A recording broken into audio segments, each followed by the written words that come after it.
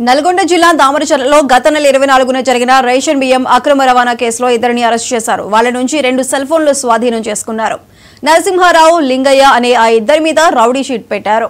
Ration బియ్యం అక్రమ రవాణాకు పాల్పడితే పీడీ యాక్ట్ నమోదు చేస్తామని డీఎస్పీ రాజశేఖర్ రాజ్ చెప్పారు.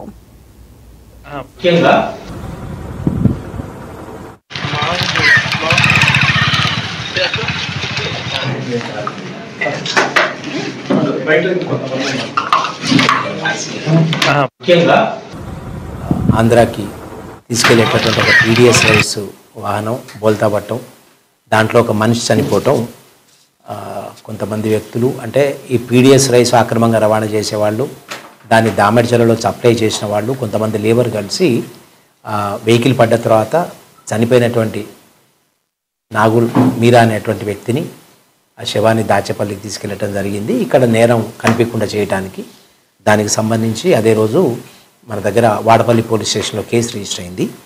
దానికి సంబంధించి మీ అందరికీ తెలుసు, గత 2 రోజుల క్రితం దాంట్లో ముఖ్యమైనటువంటి నేరస్తులు ఎవరైతే రేషన్ మాఫియా డాన్గా పిలువబడతారో మందపాటి నరసింహారావు, అతని ముఖ్య అనుచరుడు లింగయ్య, వీళ్ళిద్దరిని గత 2 రోజుల క్రితం అరెస్ట్ చేసి పంపడం జరిగింది. అదేవిధంగా ఇంకొక నరసింహారావు అనుచరుడు పీడిఎస్ రైస్ సప్లై చేసినటువంటి